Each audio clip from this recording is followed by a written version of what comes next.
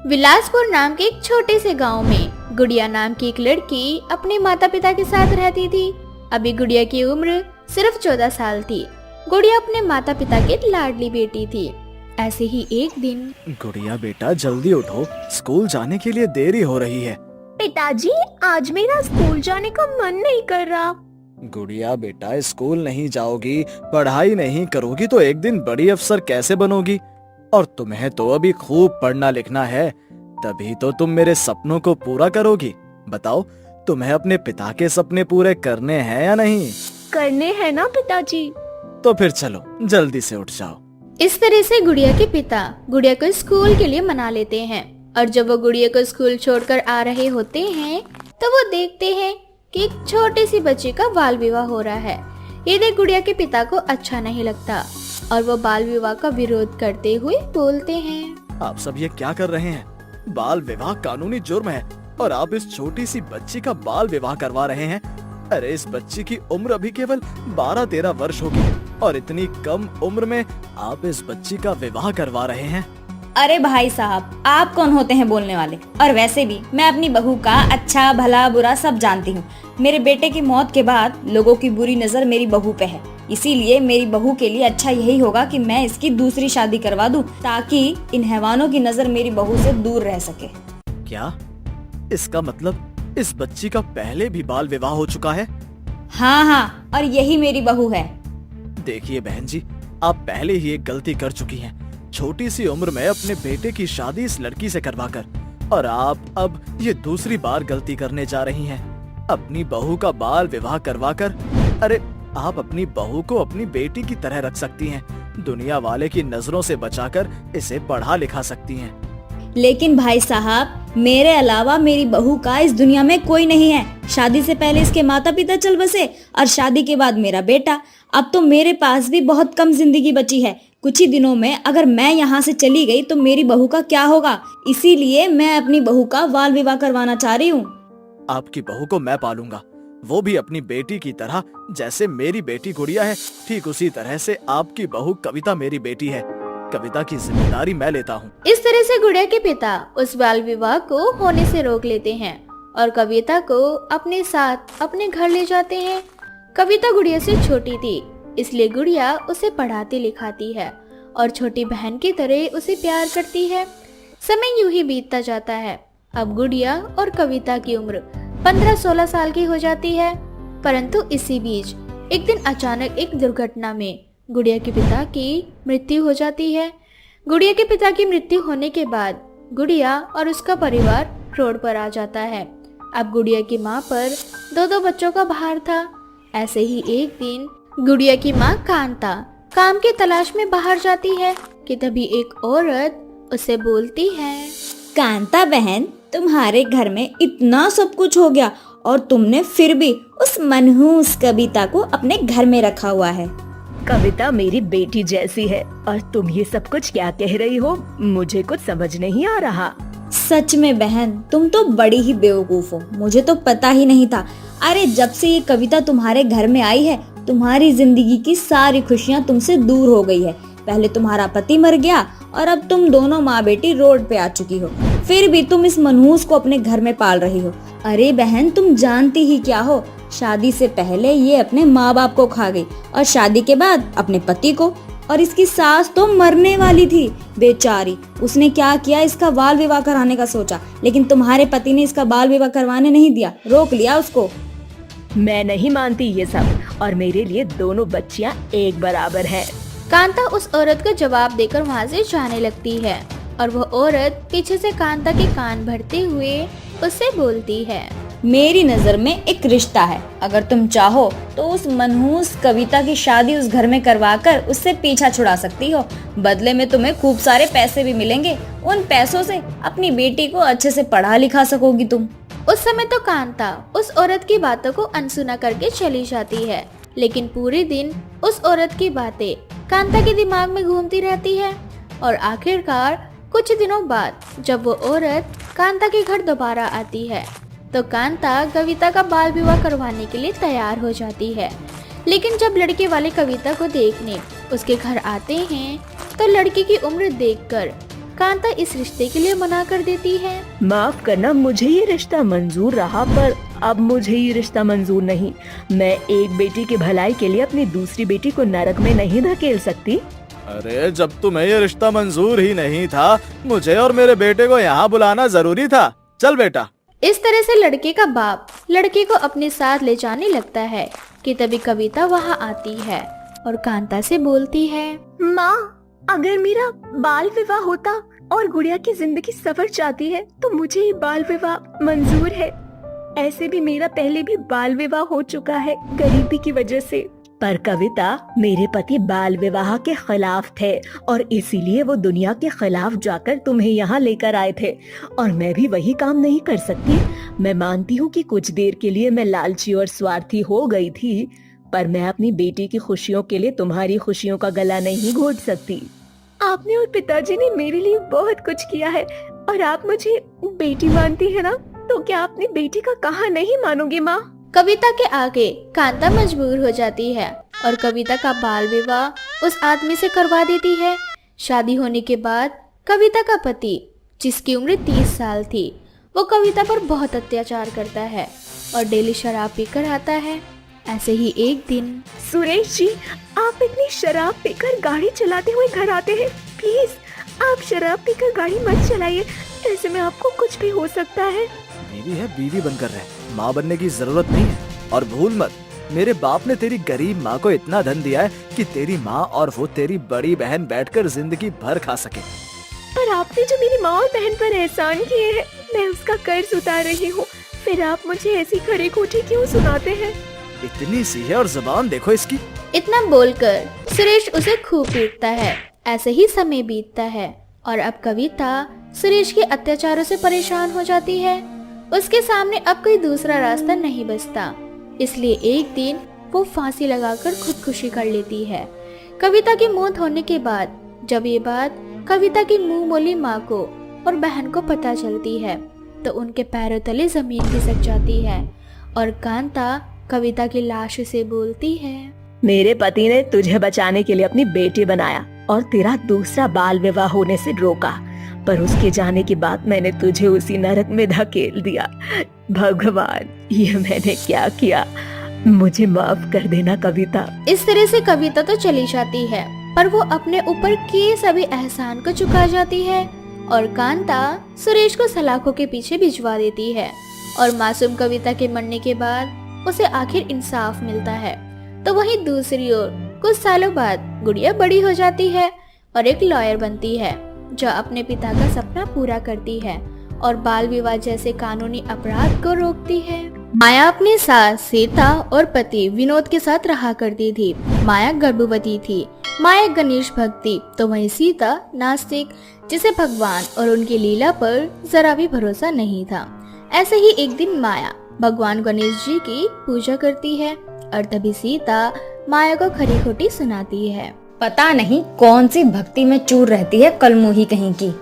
माँ जी, आप नास्तिक होंगी, आपको भगवान में विश्वास नहीं होगा, परंतु मैं भगवान गणेश की परम भक्त हूँ और मुझे गणेश जी पर पूरा भरोसा है। देखना, एक दिन आप भी गणेश जी की भक्त बन जाएंगी। अपनी बहू की बातें सुनकर सीता मुंह बनाकर वहाँ से चली जाती है। इसी तरह से कुछ दिन बीत जाते हैं और माया के कोख में पल रहा बच्चा भी 8 महीने का हो जाता है, जिस वजह से माया को घर के कामों को करने में बड़ी दिक्कत हुआ करती है, जिस वजह से वो कई बार घर का काम भी नहीं कर पाती थी। और ऐसे ही एक दिन, पति दिन भर मेहनत मजदूरी करता रहे और ये मैडम है कि इनसे घर के काम ही नहीं किए जाते, इनको एक नौकरानी चाहिए। अरे कलमुही, जब तू भगवान की पूजा बैठ के कर सकती है तो घर के काम क्यों नहीं कर सकती? माया अपनी सास की बातों को सुनकर अनसुना कर देती है और रात को जब माया का पति विनोद घर आता है तो माया अपने पति से बोलती है, विनोद जी, गणेश चतुर्थी आ रही है और मैंने सोचा है कि इस बार हम भी गणपति बप्पा को घर लेकर आएंगे। पर माया, गणपति को घर लाने में काफी खर्चा होगा और तुम तो जानती हो ना कि मैं मेहनत मजदूरी करके जैसे तैसे अपने घर का गुजारा चला रहा हूँ। विनोद जी, मैं जानती हूँ, तभी तो मैंने गणपति जी से आपके और हमारे घर के लिए मन्नत मांगी है और बस इसीलिए मैं इस साल गणेश जी को घर लाना चाहती हूँ और वैसे भी मैं गर्भवती हूँ। अगर ऐसे समय में गणेश जी घर आएंगे तो सोचिए हमारा होने वाला बच्चा भी गणेश भगवान की तरह होगा। ठीक है माया, मैंने जो सेविंग्स करी थी तुम उन पैसों से गणपति जी को घर लाने की तैयारियों में लग जाओ। हम इस बार अपने घर गणपति बप्पा को जरूर लाएंगे। अब ये बात जैसे ही सीता सुनती है तो मानो जैसे उसके शरीर में करंट दौड़ उठता है। सीता तिलमिला उठती है और अपने बेटे और बहू से बोलती है, तुम्हारी माँ यहाँ मर रही है लेकिन तुम्हें इसकी चिंता नहीं है। लेकिन हर साल ये हाथी के मुंह जैसा गणेश जी घर में लाना जरूरी है। अरे मैं पूछती हूँ कि इस मूर्ति को घर में लाने से क्या मिलेगा तुमको? माँ आप ये क्या कह रही हैं? सीता के मुंह से ऐसी बातें सुनकर माया को बहुत बुरा लगता है और वो गणपति जी से बोलती है, हे गणपति जी, आप प्लीज हमसे नाराज मत होना। माँ जी को माफ कर देना। माँ जी की तरफ से मैं आपसे क्षमा मांगती हूँ। इस तरह से माया सीता के बदले भगवान गणेश जी से माफी मांगती है और अगली सुबह माया अपने पति विनोद के साथ जाकर बड़े ही धूमधाम से गणपति जी को घर लेकर आती है और उनकी स्थापना करती है। गणपति बप्पा मोरिया। हे गणपति बप्पा, हे शिव पार्वती के पुत्र, हे एक दंत, हमारी सारी मनोकामना पूरी करना और माँ जी को भी थोड़ी सद्बुद्धि देना। इस तरह से माया घर लाए गणेश जी की काफी अच्छे से पूजा पाठ करती है। इसी तरह से देखते देखते कुछ दिन बीत जाते हैं और माया का लगाव गणेश जी से काफी ज्यादा बढ़ जाता है। लेकिन हर समय घर में पूजा पाठ होता देख मानो जैसे सीता के सीने में आग लग रही हो। ऐसे ही एक दिन जब माया गणेश जी की पूजा करके रात को विनोद के साथ सोने जाती है तो सीता गणेश जी के पास जाती है और गणेश जी की मूर्ति से बोलती है, तू ही है ना विघ्नहर्ता जिसकी सब पूजा करते हैं और जय जयकार करते हैं। हर शुभ काम करने से पहले तेरा ही नाम लिया जाता है। लेकिन तूने तो मेरी किसी भी समस्या को नहीं हरा।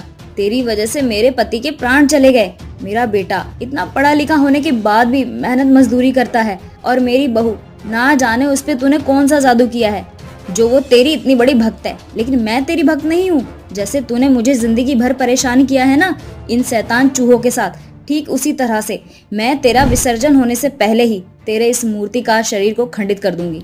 इस तरह से सीता भगवान गणेश के सामने बहुत सारी शिकायतें करती है और पास में पड़ा डंडा उठाकर गणेश जी की मूर्ति को तोड़ देती है। जैसे ही मूर्ति टूटती है वैसे ही मूर्ति में से एक तेज रोशनी निकलती है और साक्षात भगवान गणेश जी सीता के सामने प्रकट हो जाते हैं और सीता से बोलते हैं, दुष्ट औरत, तूने मुझे खंडित नहीं किया। तूने मेरी मूर्ति नहीं तोड़ी बल्कि तूने अपनी बहू का दिल तोड़ा है। तू इतनी गंदी है पर फिर भी तेरी बहू तेरी कितनी सेवा करती है। तूने मेरी भक्ति की आस्था को ठेस पहुंचाई है, इसीलिए मैं तुझे श्राप देता हूँ। जिससे तू सबसे ज्यादा नफरत करती है, तेरी बहू के कोख से वही 12 विघ्नहर्ता गणेश जन्म लेंगे। इतना बोलकर गणेश जी वहाँ से गायब हो जाते हैं। गणेश जी के गायब होते ही माया और विनोद की आंखें खुलती है और जब वे लोग बाहर आते हैं तो वो देखते हैं कि सीता ने घर लाए गणेश जी की मूर्ति को खंडित कर दिया है। ये देख माया रोती हुई गुस्से में अपनी सास से बोलती है, माँ जी, ये आपने क्या किया? कल मेरे गणेश जी का विसर्जन था और आज आपने गणेश जी की मूर्ति को ही खंडित कर दिया। आपने घर आए मेहमान के साथ ऐसा दुर्व्यवहार किया। क्यों माँ जी, आखिर क्यों? क्योंकि मुझे इस विघ्नहर्ता गणेश पर बिल्कुल भी भरोसा नहीं है। इस गणेश और इस मूसक सवारी चूहे की वजह से मेरे पति का देहांत हुआ था। मेरा बेटा जो कि इतना पढ़ा लिखा है लेकिन आज वो अनपढ़ों की तरह मेहनत मजदूरी कर रहा है। और अगर इस चूहे ने मेरे पति की मेडिकल रिपोर्ट ना काटी होती तो शायद उनकी आज मौत नहीं हुई होती। और जिस तरह से इस गणेश के मूसक सवारी ने मेरे बेटे की जिंदगी खराब की है ना, इस मूसक ने मेरे बेटे की सारी डिग्रियां कुतर डाली, जिस वजह से मेरे बेटे को कहीं भी अच्छी नौकरी नहीं मिल पा रही। और तू मुझसे पूछ रही है कि विघ्नहर्ता ने मेरा क्या बिगाड़ा है? इतना बोलकर सीता गुस्से में वहाँ से चली जाती है और बेचारी माया अपने गणेश जी के खंडित मूर्तियों के पास बैठकर रोती रहती है। अगले दिन मोहल्ले के सभी लोग बड़े ही धूमधाम से गणपति बप्पा का विसर्जन करने के लिए उन्हें ले जा रहे होते हैं। तो वहीं दूसरी ओर बेचारी माया वहीं बैठकर रो रही होती है। तभी माया को डिलीवरी पेन होता है। अब विनोद जल्दी से माया को हॉस्पिटल ले जाता है, लेकिन ये क्या, माया किसी साधारण बच्चे को जन्म नहीं देती। बल्कि वो गणेश जी के जैसे 12 बच्चों को जन्म देती है। हमने आज से पहले ऐसा केस कभी नहीं देखा। आपकी बीवी ने एक नहीं, दो नहीं, बल्कि 12 बाल गणेश को जन्म दिया है। ये खबर सुनकर विनोद के पैरों तले जमीन खिसक जाती है और जब ये बात सीता को पता चलती है तो उन्हें गणेश भगवान की लीलाओं पर भरोसा हो जाता है, साथ ही अपनी गलती का एहसास भी। जिसके बाद सीता खुद अपनी गलतियों की माफी गणेश भगवान जी से मांगती है और हाथ जोड़कर बोलती है, हे गणपति बप्पा, मुझ नादान बुढ़िया को माफ कर दो। मुझसे बहुत बड़ी भूल हो गई है। मैं अपनी गलतियों के लिए आपसे क्षमा मांगती हूँ, लेकिन मेरी गलतियों की सजा मेरे बहू और बेटे को मत दीजिए। मैं आपसे विनती करती हूँ, अगर मेरी बहू संता साधारण हो गई तो मैं अगले साल खुद आपकी स्थापना अपने घर में करूँगी। सीता की बात सुनकर गणेश भगवान जी एक बार फिर उसके सामने प्रकट होते हैं और उससे बोलते हैं, मैं तो साक्षात तुम्हारे घर में आ चुका हूँ सीता, परंतु तुम चाहती हो कि मैं चला जाऊं और तुम्हारी बहू का बच्चा साधारण बच्चे में तब्दील हो जाए, तो तुम्हें 10 दिनों तक मेरी पूजा और सेवा करनी होगी और 11वें दिन मेरा विसर्जन करना होगा। अब सीता बिल्कुल ऐसा ही करती है। वो अपनी बहू समेत उसके 12 बच्चों को अपने साथ घर ले जाती है, जहाँ सीता स्वयं 12 बाल गणेश की पूजा कर और उनकी सेवा करती है और 11वें दिन सभी बच्चों को विसर्जन कर देती है। जब सीता 12 बच्चों को विसर्जन करती है तो नदी में से एक तेज रोशनी प्रकट होती है, जिसमें एक टोकरी में एक साधारण बच्चा होता है। उस बच्चे को देखकर सीता तुरंत उसे अपने गोद में उठाती है और आकाशवाणी होती है, सीता, मैंने तुम्हारे सारे दुख हर लिए हैं। अब तुम्हें कभी कोई कमी नहीं होगी और न ही किसी प्रकार की कोई शिकायत। इस बच्चे के आने के बाद तुम्हारा और तुम्हारे बहू बेटे का जीवन खुशमय होगा, परंतु याद रखना, हर साल तुम्हें मेरी स्थापना अपने घर में करनी होगी। इस तरह से सीता अपनी बहू का बच्चा घर ले जाती है और सारी बात अपने बहू बेटे को बताती है और हर साल बड़े ही धूमधाम से गणेश जी को घर लाती है और स्वयं उनकी सेवा करती है। ये कहानी है सीमा की। सीमा एक 16 वर्षीय लड़की थी जो अपने पिता रमन के साथ मुंबई के चोल में रहा करती थी। रमन एक नंबर का नशेड़ी आदमी था जो कि दिन रात नशे में ही डूबा रहता। सीमा घर चलाने के लिए यहाँ वहाँ कोई ना कोई काम किया करती, जिससे घर का खर्च सीमा खुद उठाया करती। ऐसे ही एक रात सीमा अपने पति रमन को खाना देती है। उसका पिता खाना देखकर गुस्से से लाल हो जाता है और सीमा को एक थप्पड़ मारते हुए कहता है, निकम्मी अपनी मरी हुई माँ की तरह हो गई है। इतना सादा खाना बनाकर खिला रही है मुझे। अरे मुझे चिकन तंदूरी खाना है, दिखाई नहीं दे रहा क्या तुझे? कितना कमजोर हो गया तेरा बाप। पापा, मेरे पास इतने पैसे नहीं है कि मैं रोज रोज आपको चिकन तंदूरी, रोज रोज आपको दारू ये सब ला कर दूं। ये 2 वक्त की रोटी खाना ही दुश्वार हो रहा है और आपको आए दिन ये सब खाना है। ओ, तो अपने बाप से जबान लड़ाएगी? आखिर है तो अपनी माँ की तरह ना।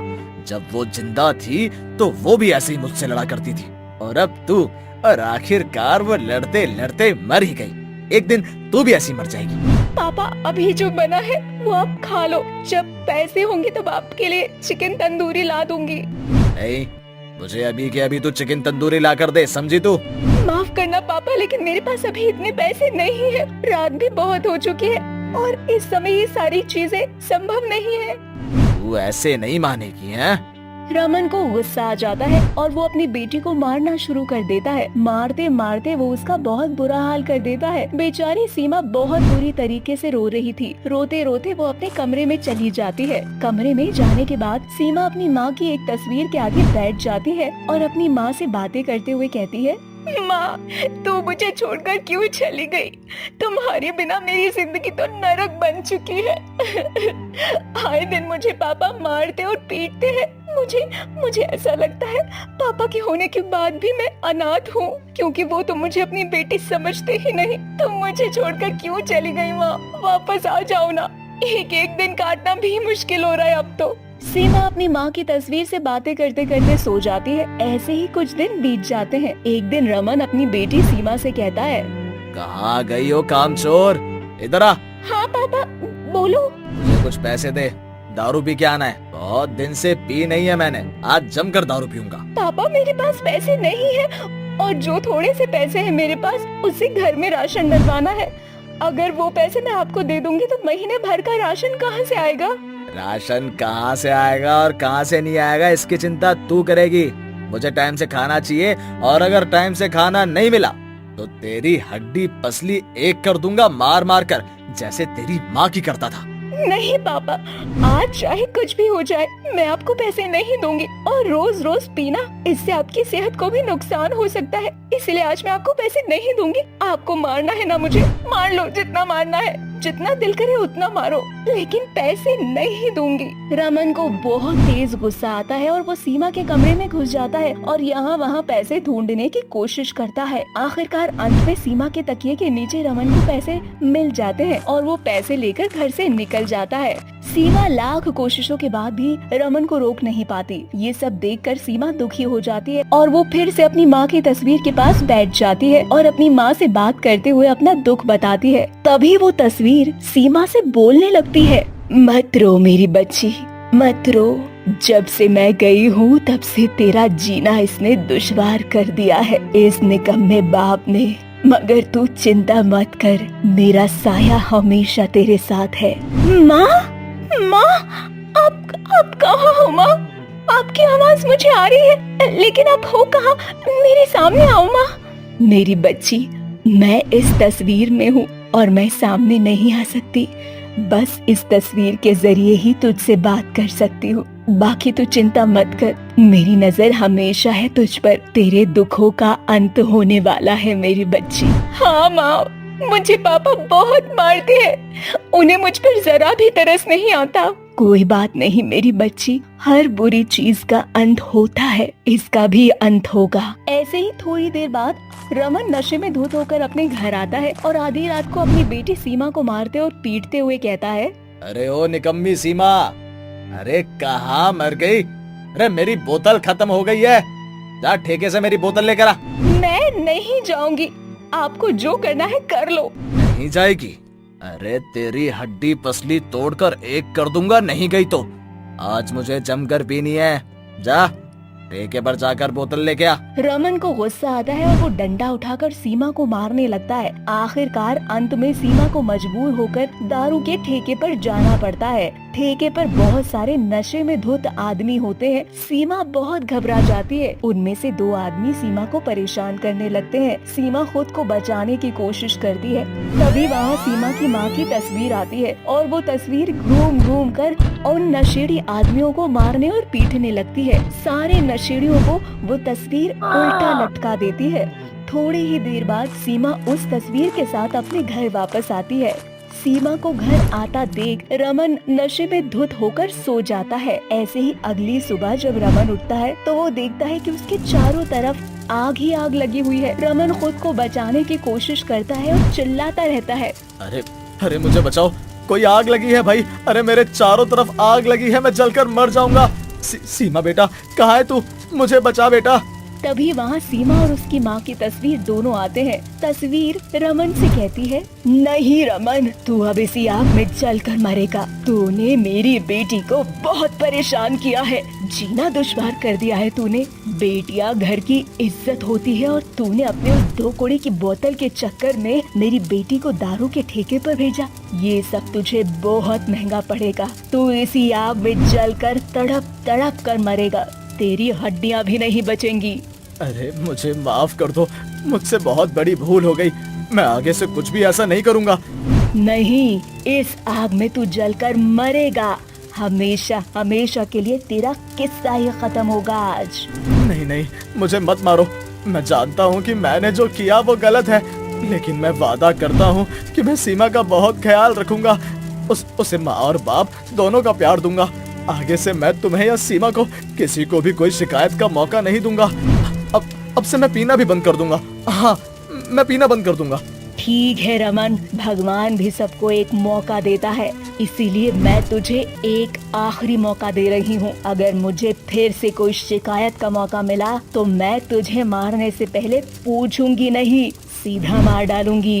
इस तरह पूरी आग शांत हो जाती है और कुछ दिन बीत जाते हैं। रमन सीमा को अब माँ और बाप दोनों का ही प्यार देता है। खुद बहुत मेहनत करता है, मजदूरी करके घर चलाता है और इस तरह दोनों बाप बेटे एक साथ हंसी खुशी रहने लग जाते हैं और अपने जीवन में आगे बढ़ते हैं।